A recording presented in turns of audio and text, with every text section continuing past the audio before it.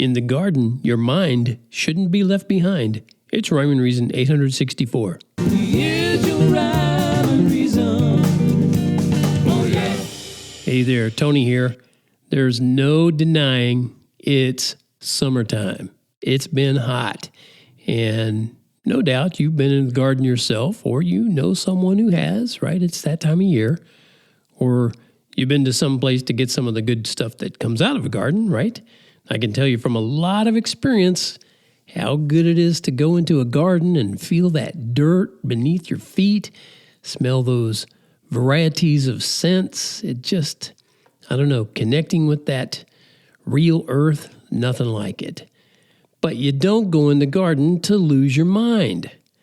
Oh my goodness. Now I know this is going to sound a little bit nitpicky, but I think it bears at least a little scrutiny. And I'm talking about a picture of a sign I saw recently with something that's not quite right. It's a cool sign, don't get me wrong, or get me wrong if you want to, I don't care. Anyway, and it looks like it's for somebody's garden shop or restaurant or something similar.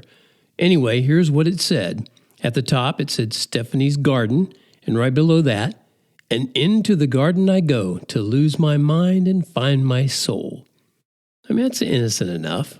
I still got to take issue with it, though, because you should never think or believe it's somehow a good thing to lose your mind or forget your mind or ignore your mind.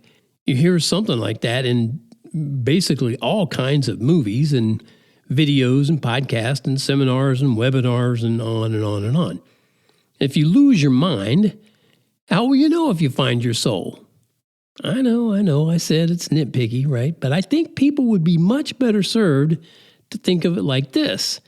Into the garden I go to clear my mind and soothe my soul. That's still not my favorite because it's an approximate rhyme, and I'm kind of a stickler for that, 99.9% of the time. But I shared it that way to tie it into those lines from the sign. And as you might have gathered from my description of a garden experience, that mind-clearing and soul-soothing, yeah, those are much better perspectives, especially if you understand where you get your mind and your soul. As I thought about what I wanted to say when I saw that sign, I also started to remember an old hymn. Maybe you remember this one. It turns out it was first published in 1912. And you might not believe it, but it's been recorded by some pretty famous singers. Roy Rogers and Dale Evans, Tennessee Ernie Ford, Perry Como, Rosemary Clooney, the Statler Brothers, and get this, even Elvis recorded a version. How cool is that?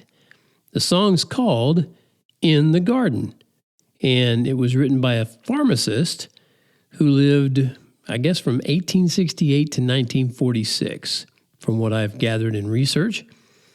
The artist, the pharmacist's name, who, was an artist, I guess, a lyricist, C. Austin Miles. He was also an editor and manager at a publishing company for 37 years. And according to research that I saw, his great-granddaughter said that the song was written in a cold, dreary, and leaky basement in Pitman, New Jersey, that didn't even have a window in it, let alone a view of a garden. That was a quote from her.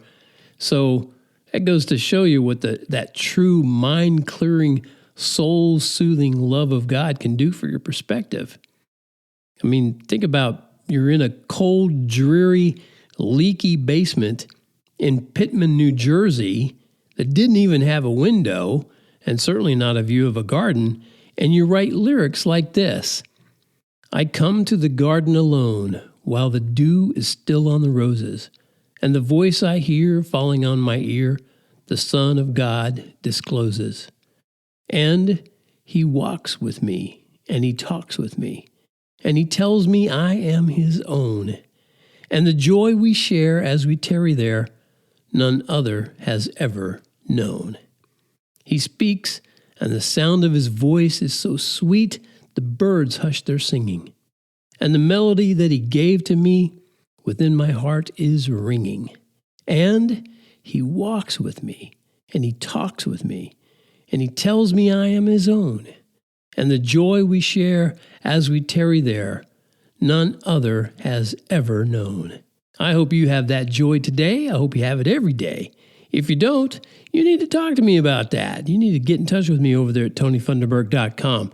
Tell me why not. Why have you not done that yet? Made yourself available to your Creator and made His redeeming and resurrecting power soak into you and your soul and your heart so you don't lose your mind. Why have you not done that? If you haven't done that, let me know why. I would love to know why you would want to pass up on something so awesome and eternal. And speaking of eternal, over at the eternal TonyFunderburk.com, you can get all kinds of music, merch, and other stuff, and over 2,600 blog posts, if you want to call them that, articles, pages of stuff that you can read that talks about all kinds of stuff, music and words. And anyway, I'll just leave it at that. TonyFunderburk.com always brings you the Rhyme and Reason podcast, where you'll hear me say, life has rhyme and reason because God made you. There's a rhyme and